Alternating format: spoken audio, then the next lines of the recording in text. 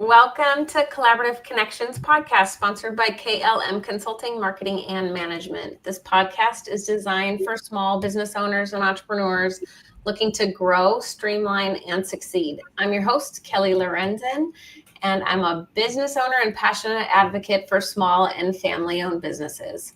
Running a business can feel overwhelming, but you don't have to do it alone. On this show, we bring together industry experts, fellow entrepreneurs, and thought leaders to share insights, strategies, and real-life success stories. From marketing and business operations to building powerful partnerships, we cover the tools and tactics that help small businesses thrive. So whether you're launching, scaling, or looking for fresh ideas, you're in the right place. Let's dive into today's episode and start building something amazing together. Well, I'm excited to have two amazing business owners on with me today, and I want each of them to introduce themselves so you get to know a little bit about their background and the businesses that they own, so you know why I had them on to share all of their knowledge and pour into newer business owners to hope and help the community and all of us grow together. So welcome to the show, Dr. Vegula. Nice to have you on. Thank you, Kelly. Appreciate it. A little bit about me. I've been in the medical space for almost 25 years. I specialize in the outpatient treatment of varicose veins and lymphatic disease. I used to be a C-level suite executive for a large national group that oversaw clinics, 60 clinics in 15 states. And most recently, I decided that it was time to start my own endeavor, a smaller practice where I can spend more time with my patients. And I'm recently the CEO and founder of Vein and Wellness Centers of Texas, where we specialize in the outpatient treatment of venous and lymphatic disease. And my partner, Dr. Brooks, specializes in wellness, which includes weight loss, peptide supplements, microtoxin identification and detoxification, as well as other wellness-related items. And I'm also the president of the American Vein and Lymphatic Society, the largest organization of providers specializing in the treatment of venous and lymphatic disease. That's a whole lot to do in one day. We'll get into how you juggle all those things, right? And how you make choices about who you spend your time with and how you divvy up your time in a little bit. Thank you so much for the introduction. And next, my guest, Rob, or Sharky, as I know him, Ashmore. Welcome to the show. Thank you very much. I'm Sharky Ashmore. I'm the president of UMG Advertising. I have over 35 years experience in media, creative, and national campaigns. Also, I'm the managing partner for Texas Mobile Wound Care, which is a wound care providing service. Our teams go out and see patients in their homes, and we've been doing that now for 2 years. Yeah, well, now you know why I combined you guys together on the show. My family owned a medical practice specializing in veins, so I am very familiar with the work that both of you do.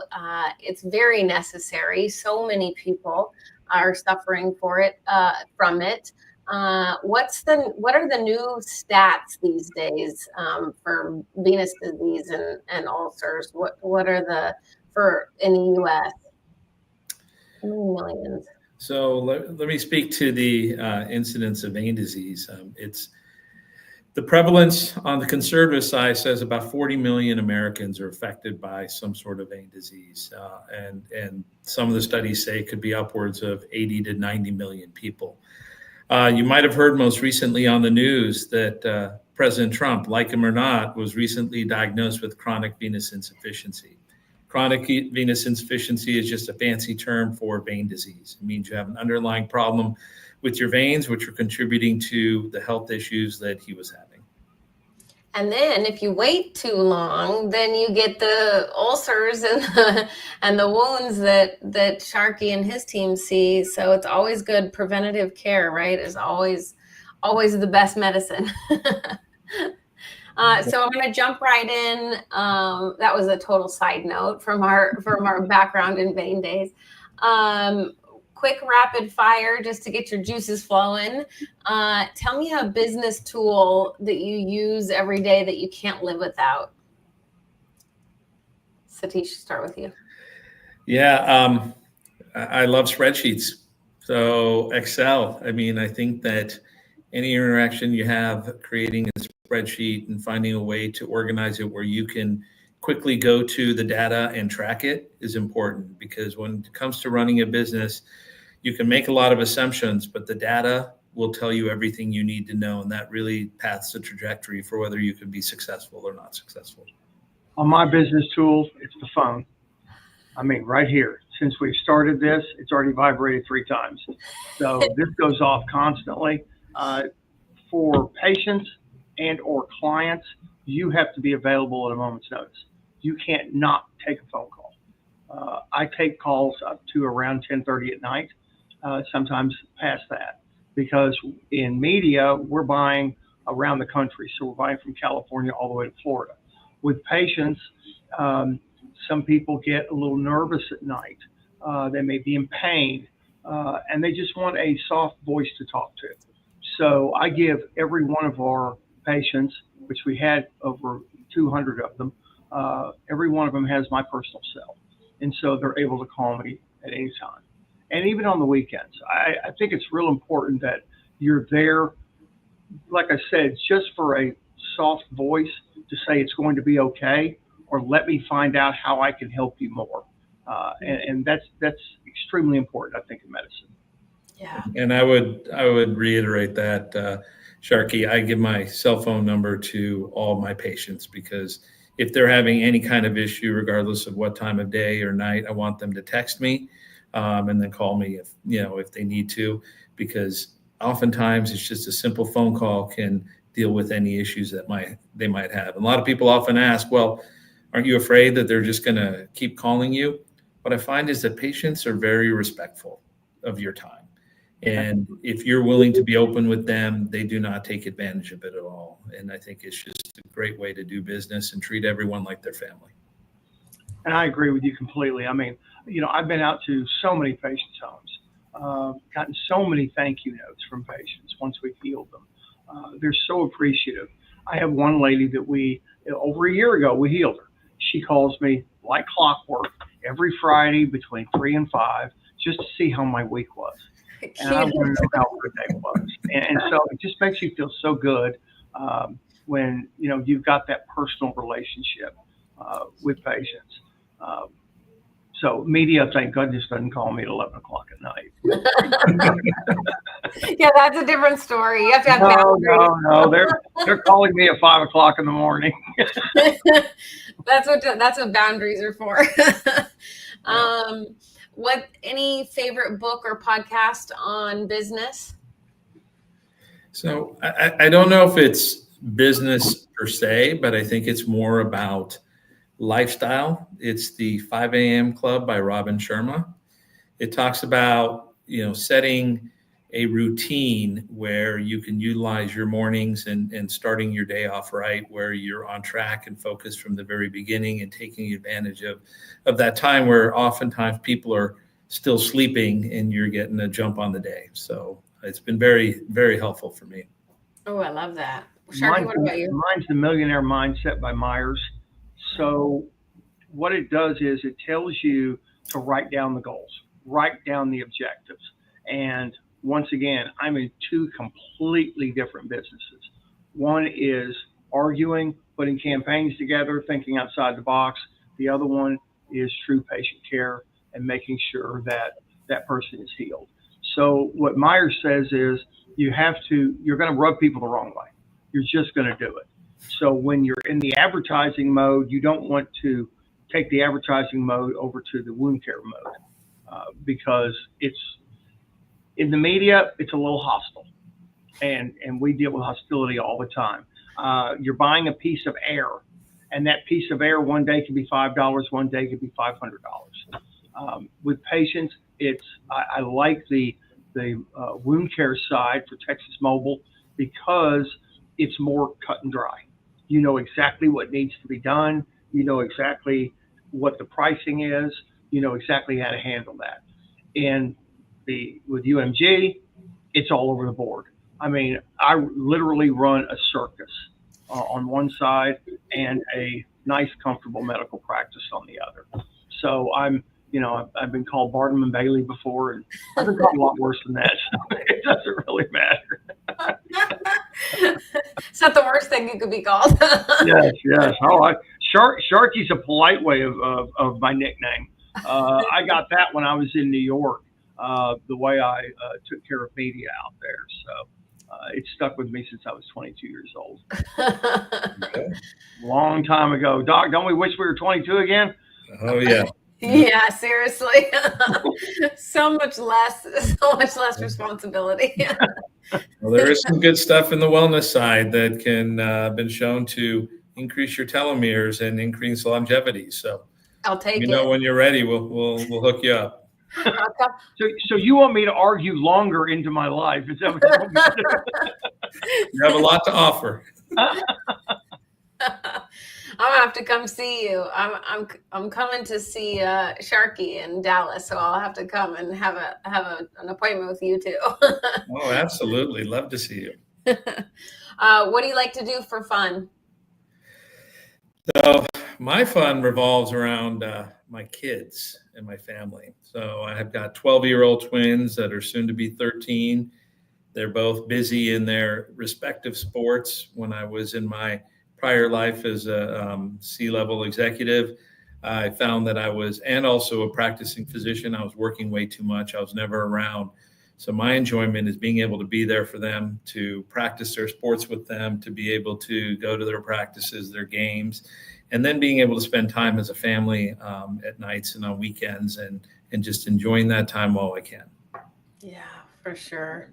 What about you, Sharky? Spending time with my wife. We rescue animals.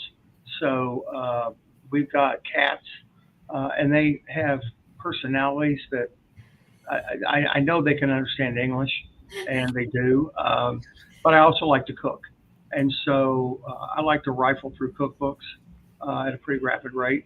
And so I'll be cooking all weekend. The refrigerator will be full of everything. And then my wife says, we have to give it away. So we have families we give food away to every weekend. So I really enjoy it. That is really nice. Really nice. It's always good to give back, right? Doesn't it? It brings full circle. I feel like it's part of how I grew up. Every year we would go down to South America and Central America and do volunteer work down there, and it just stuck with me. And so now when I'm not on a board or I'm not donating money or time, it's something's wrong. Something doesn't feel right. So I think it's really nice to for the past last year I made a commitment for 1 year. I actually cooked at the homeless shelter every Saturday from 7 a.m. to noon. And that was something I had never done before. But it was an opportunity, and it opened your eyes. Yeah. Because people look at homeless people and they're just like, they don't want to make eye contact. A lot of these people are just down on their luck, and they really are. And so it really made me feel good to be able to give back in some way, shape, or form. That's great. Great. Well, we're going to move on to industry insights. You guys have both been business owners. I want to provide some value to listeners. So I'd love to see in your industry moving from public to private practice. How has that what's the difference, right? For business owners thinking of, or they're like, I want to be a business owner, but I'm not sure, can you kind of walk us through that jump and how you made the decision and what you think now? Yeah. So I think it's not for the weak of heart. You have to believe in what you're doing, right? So I went from where I helped start up clinics, but the funding came from somewhere else. It was never my own money when we were starting it up, right? So I wasn't worried about whether I was getting a paycheck or not. But now when you start something for yourself, everything you do is dependent on the outcomes that you create. And so you have to have a plan. You have to have a vision. You have to be clear about what you want to accomplish, and you have to believe that you're going to accomplish what you want. But the benefits are tremendous. I mean, the amount of time that I'm able to spend with my patients is dictated by me, not by someone else, right? I can spend as much time or as little time as I need to with my patients based on what they need. We create an environment in our office where, people comment on that it's just a different feel. They feel very comfortable when they come in, and that's what we want. They're trusting us with their health issues, and our job is to be there for them and be a part of the solution for them, and to make them feel comfortable in what we offer them and what we can do for them. So I think vision is very important. And I think that, the book Millionaire Mindset, I think, Sharky, what you're saying about having clear goals, having clear vision, you need to have that. You need to be focused, laser focused from 5 a.m. in the morning, moving forward and getting everything done. But it also gives you the flexibility to do it the way you want and set the tone and the character for what you want to accomplish with and the message you want to have for your patients or for your customers, whoever they are, but making sure that you can do it in a way that you go home and you feel good about it at the end of the day. I love that. I think it's really important for business owners to know that they can build their business around their life, and the other way around, building your business to fit in, into how exactly you want to do things. And I hear that being in corporate or non-business ownership, because I've been a business owner my whole adult life, is you don't get to make those decisions. So I guess I'm unhireable. I'll never be able to go work for somebody. Oh, no, thank you. Sharky, what about you? I think one thing, Doc, you forgot was passion. It's all about the passion. You have to love what you do. Yeah. It starts at 5 o'clock in the morning. But if you don't have a dream, if you don't have the bad dreams where you're afraid of failing, or you fail in your dream, you wake up in a cold sweat and you're like, okay, what just happened? And you want to forget about it, shake it off. But it's about doing your research also. So with UMG advertising on that, we're constantly pivoting. There's not a round peg for a round hole. Different clients are looking for different things, depending on what their successes have been or where they're looking to be successful. With Texas Mobile, on the other hand, we know exactly what that goal is. That goal is to close that wound as quickly as possible and discharge that patient. I mean, that's the exciting part. When you can discharge the patient, they don't have any wounds, that is the ultimate goal there. But when I'm talking about research things, I have, in the advertising side, I have never met a network that doesn't say they're number one. Everybody says they're number one. And so you have to weed through all the BS to get to the real facts, which are your marketing reports, which are your strata reports, to see exactly, okay, this is where that demographic population is watching the most, and this is where the ad dollars need to go. That's it. In the wound care side, here in Dallas, Fort Worth, there's over 200 mobile wound care companies. I mean, they're everywhere. They're popping up literally daily in this market. So when you take care of the patient and you're passionate about that and you heal that patient, that referral source that sent it to you is going to keep sending to you and keep taking care of you. And so completely different mindset on both, but guess what? They all work together. So it works out well. And as long as you have your passion and research and and the structure, right, you're good to go. And the temperament. And the temperament. Which tends to get a little loud on the ad side and very quiet on the wound care side. It's probably good for your brain to go back and forth between the two. I don't know. My wife told me I have 3 monkeys and a toy up there. So. So So diving into the journey of business ownership, success challenges, key lessons learned, what's something that your 10-year-old self would be proud of that you accomplished so far in your life, Dr. Bayabagula? Yeah, I think that,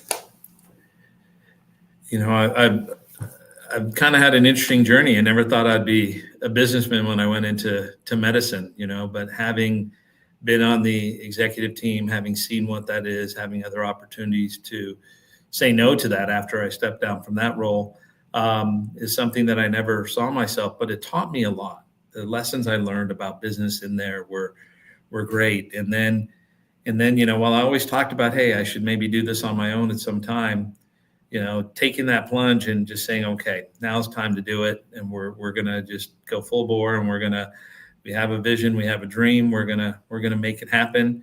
And we're in the middle of it right now. Some days are better than others, but everything is looking in the right direction. And ultimately we know that where we want to be in 5 years. And I think that looking back, my 10-year-old self would be very proud of the lessons that I've learned in business, the failures, the successes, and getting us to where we are now.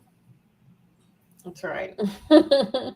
Sharky, what about you? I think my 10-year-old self, I've always, my mother used to have to pull me away from the television. I could memorize ads and campaigns and things when I was very young. And I was actually writing ads when I was 11 years old in school. My first project was with Wild Turkey. You had to come up with an ad campaign, and I actually wrote to Wild Turkey and got all that. Now, that was way back. I mean, a kid nowadays wouldn't do that, but I did it just because I had an uncle that liked Wild Turkey. So I wrote to them and actually wrote a small little ad campaign. I was the only one in school that actually wrote a liquor campaign at that age, but I always wanted to be in the advertising business. So I fulfilled my dream, and my 10-year-old self would have been happy about that. When it came to the medicine side, I've represented so many physicians and large medical groups over the years that I felt like I was ready. And really, it's about, patient care. And see, that comes secondary because client care is the same as patient care. If you're there for the client, you're there for the patient. And so it was pretty an easy transition. Of course, all my nurse practitioners and RNs and medical doctors, they're of that clinical mindset. I'm of the mindset, and Chris Duffy's not on the call not on the Zoomer right now for this, but he gets on to me. He's like, "Why are you talking to patients all the time?" Well, because it's just. He goes, "You have a life." I said, "I know. It's work. It's work." So my 10-year-old self would be happy about this. Yeah. I'm in a happy place, and that's all that matters. That's great. Just to add, I guess, one other part that I Bill mentioned with the 10-year-old self would be happy about the contributions I've made to the venous space as a whole. And being a part of the American Vein Lymphatic Society, being the president, we've had some difficult financial years, but we've brought them through that and continuing to drive the mission of education for patients as well as providers, and making sure that the field is continually recognized, continues to grow, given the amount of people that are suffering from venous and lymphatic disease in the country, and the number of providers that still need to recruit and train to be able to treat all these patients moving forward. Mm-hmm. That was my dad was the president at one point, and before it was called that, and he really loved the keeping, like leveling up the patient care, like just making sure that leveled up, to train the new people, to make sure that they had that, had the training for that. If you could go back, in look at the lessons, what's a lesson you learned the hard way that you wish you knew sooner? Yeah, that's a good question. don't take anything for granted, right? And what I mean by that is, I had this position, had a great clinic, and we had a change in the CEO, which immediately started a downward spiral within a couple of years, and the company was in a complete different situation. So never take for granted the situation that you're in, and always remember to have options. Keep your eyes open, look forward, look across the horizon, making sure you know what's coming down the pipeline, right? You want to know, is there a storm coming, what's happening in the industry. No one could have predicted the pandemic that we had, but having the ability to continue to look forward, saying, okay, this happened, let's see what we can do to make it better. How do we continually adapt? And I think you have to keep your eyes open and always look forward and never get complacent. Really good, really good lessons. I think one thing that I've learned when I was younger, chasing that brass ring and going too fast. When you go too fast, you're going to make so many mistakes. And you're right, Doc, understanding the market trends. When I first got into this business, we were faxing orders through a fax machine in the advertising business. We were hand drawing campaigns. We were doing all this stuff. And then, of course, now we're doing things with AI. We're seeing AI put a complete campaign together in minutes. Now, is it something that works? In some respects, it gives you a different feel for it. But you got to slow down. You got to slow down. You got to understand what your limitations are, and then what you do is you pivot and you adapt. So the advertising business moves a mile a minute. Literally, things change all the time. Understand the newspaper. They used to be one of the biggest mediums. Nobody puts an ad in the newspaper. The yellow pages used to be this big. Now it's this big. No one puts an ad in there either. But when I first got into business back in the 90s, that's where a big amount of media was. And TV was always considered something that was too expensive. Now TV is so inexpensive because you've got 9,000 channels and you're able to narrow down that demographic, and actually you're able to hit that person where you weren't able to hit them before. Back when I started, it was a shotgun approach. Now it's a bullet, and you know exactly who you're going to hit. In the wound care space, we've gone very slow. We've been very methodical. We haven't sped up at all. There's been chances that we could have taken, knowing that if we took that chance, now you have people's licenses that could be on the line. So you don't take those chances. You don't take it unless it's a clear path with no problems, no issues, nothing at all, then you move forward. So medical is, in respect, the problems that I've had in the advertising business have actually transformed over to the medical business to make me slow down even more. That's great. Yeah. Take your time, slow down, do your research. I like all these lessons. One of mine was surround yourself with people smarter than you. I used to always do everything myself and, think that nobody else could do it better than me.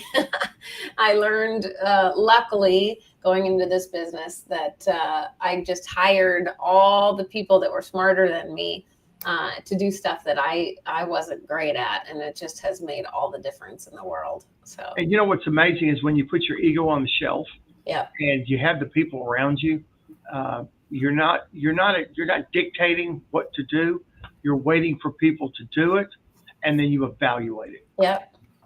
The other part is don't forget to ask for help. Yeah. And that's part of goes along with checking your ego, right? If when you're struggling, or if you're not able to figure something out, or there's something that you're just not quite understanding, ask for help. Find the resources in your industry. Find colleagues. Find working groups that you can work with that will give you some insight, and make sure you listen and try different things. But that's really important.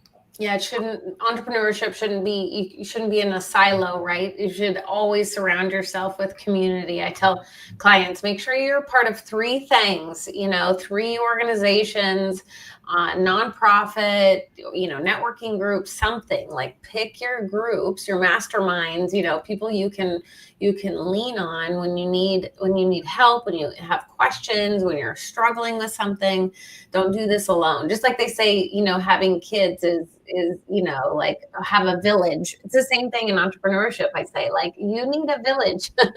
we need all the help we can get. Is there a piece of advice that has stuck with you over the years to help in your success? Yeah, I think especially in healthcare, our motto is to treat our patients like they're our family, and we like our family, so that's a good thing, right? But if you do the right thing, you treat the patient the right way, you build a trust with them, and they appreciate what you did. Over time, that will build, right? You can't replace that trust and that you build with that patient. And when you start to cut corners, or you stop listening, or you rush through things, then that falls apart. And so again, I think, treat the patients like you would treat your family, and the rest will happen. It's almost like, in Field of Dreams, they said, you build it, they will come. I think if you build the trust, they will come. Yeah, I love that. Sharky, what about you?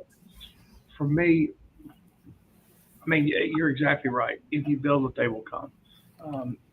And once again, when you're younger, you're rolling through. You're going as fast as you can.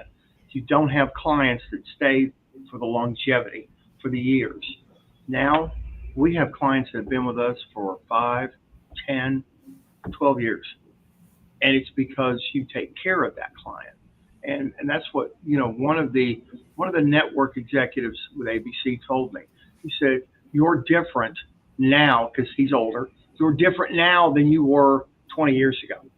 And he knew me when I was in New York. He said, you're a lot different now. I see a completely different person, other than the fact that I've lost hair. But your attitude is different. You actually listen before you speak. And I think that's real important in business, is to listen to everything before you say anything. Don't assume, because it makes an ass out of you and me. And that's something I've always stuck with me. Yeah, that's for sure. That's a good motto. Is there a person that's been influential, or the most influential person in your business journey? Yeah, for me, it would be one of my CEOs when I was at Bain Clinics America that brought me into the executive team, Hans Tunum. What was great about him is he'd had a lot of experience. He'd worked in different sectors. He came in, but he showed us how to build a team and how to lean on each other to help each other, that our success was intertwined and that we were going to be successful together. And it wasn't about I, it was about we, and how do we make this place a better place. And so the teamwork and how to build a team and how you function together was something that was invaluable to me. Yeah, that has helped me tremendously. I totally agree with you. What about you, Sharky? Most influential person? I've got a couple of people that have been in my life, one with the network. Another one that is relevant over the past 2 years is Chris. Chris Duffy.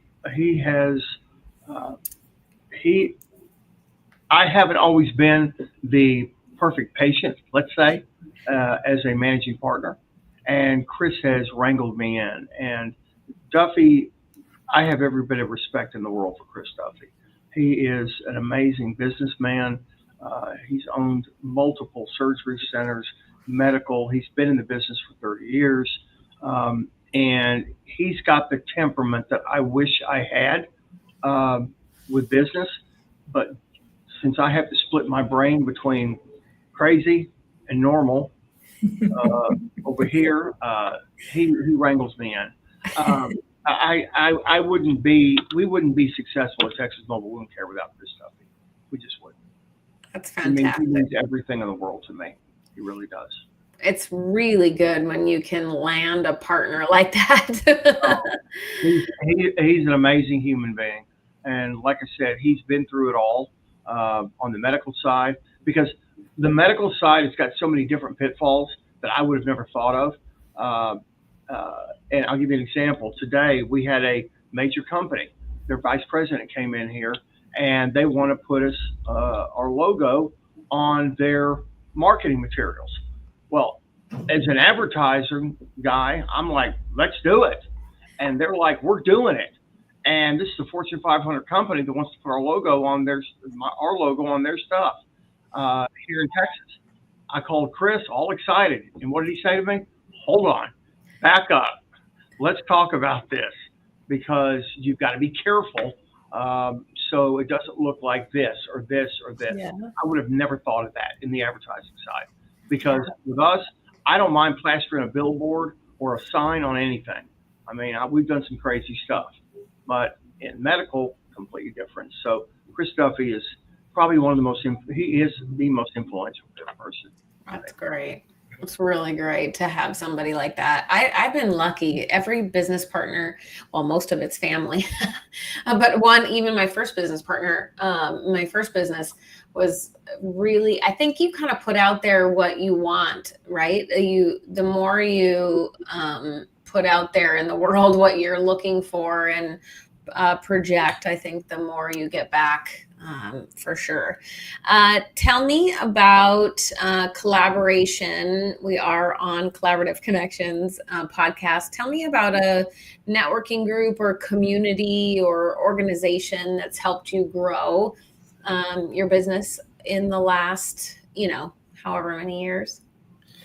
Yeah. So one of the things coming from a large group going to a smaller group is, the larger groups in the medical field have certain benefits when it comes to purchasing, when it comes to negotiations with vendors, contracts, other things that smaller individual practices don't have.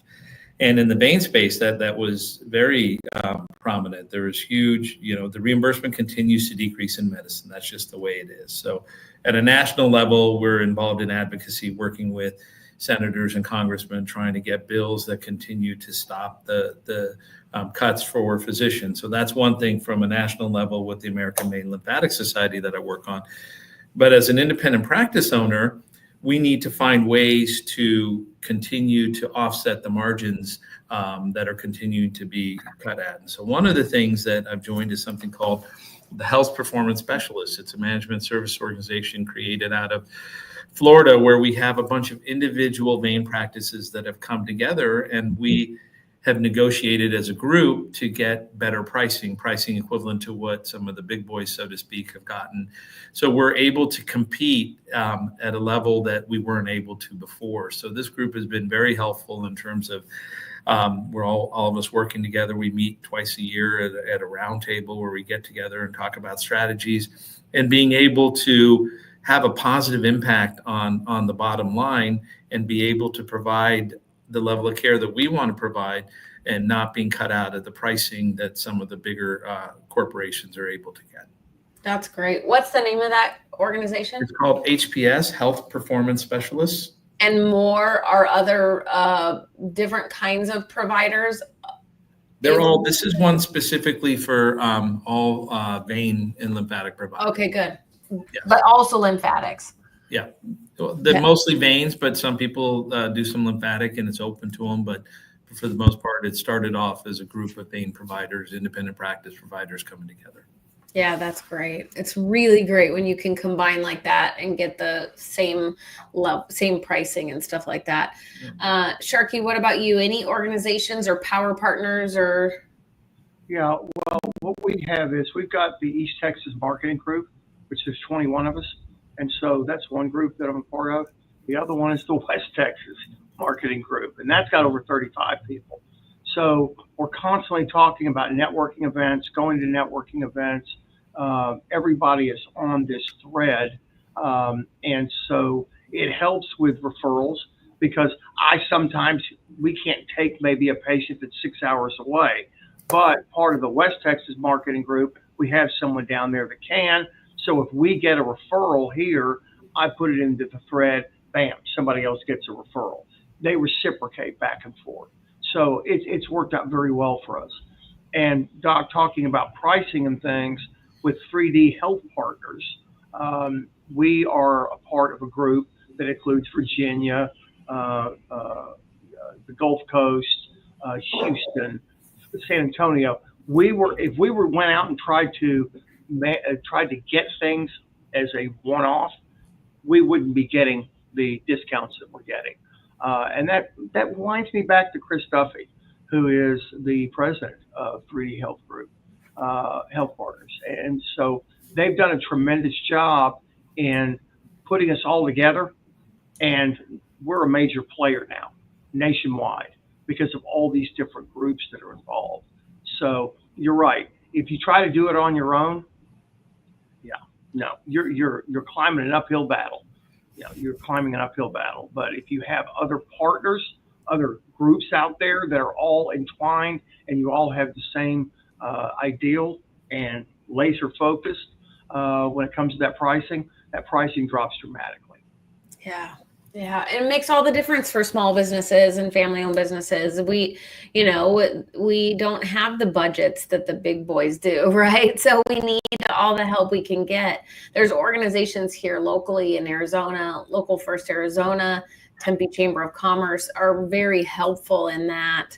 If you're a part of this organization, you get the better pricing. So I think it's worth small businesses to look and research and be a part of other groups so that you get that, those better deals and community.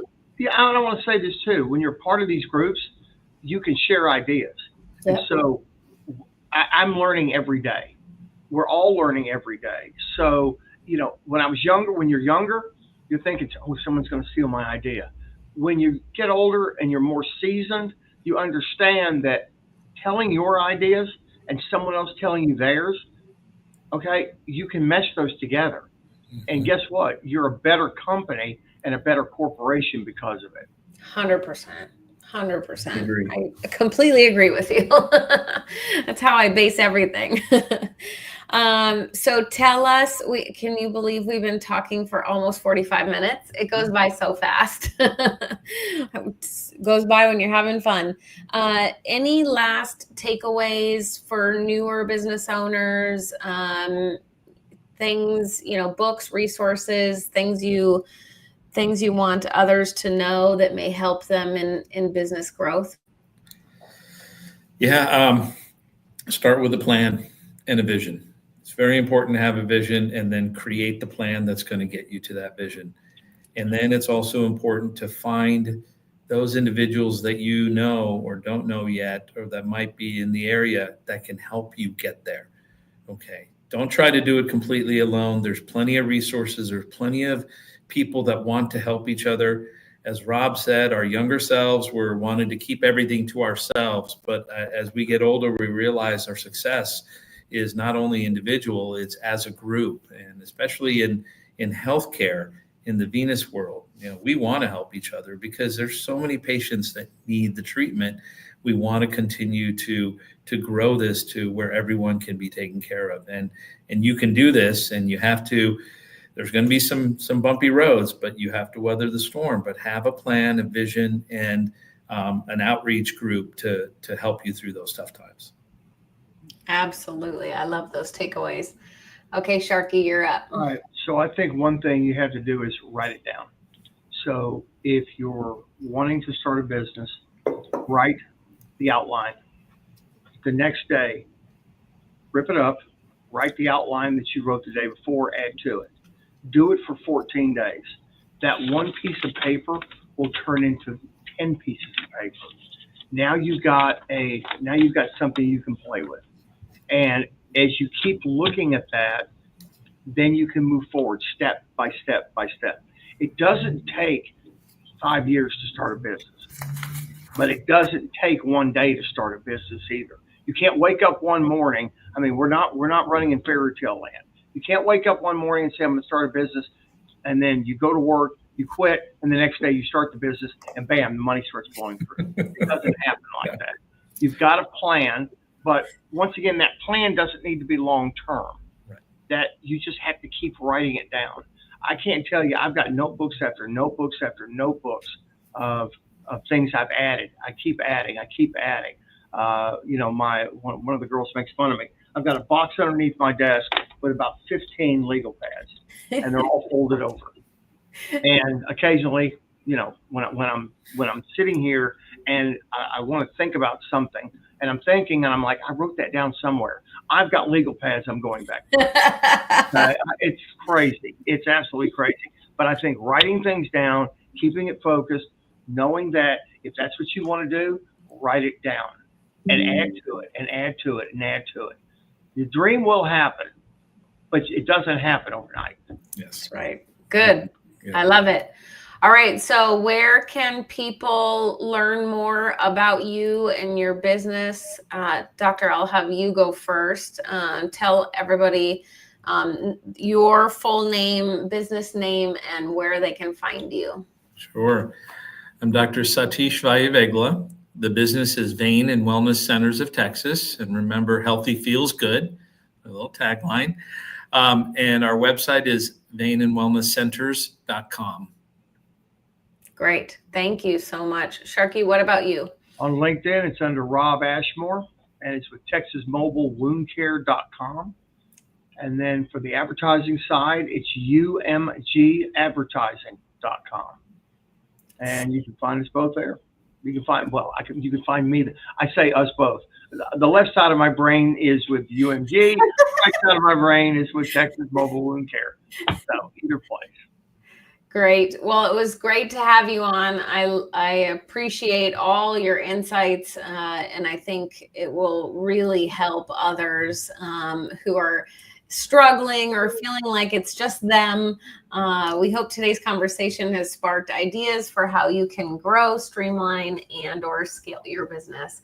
And no, you don't have to do it alone. At KLM Consulting, Marketing, and Management, we specialize in helping business owners like you simplify operations, improve marketing strategies, and build strong partnerships so you can focus on what you do best. And if you're looking to delegate or automate tasks, our KLM team can help you free up time and reduce stress. You've been listening to Collaborative Connections with Kelly Lorenzen. Remember, do what you love and outsource everything else. Until next time, happy connecting.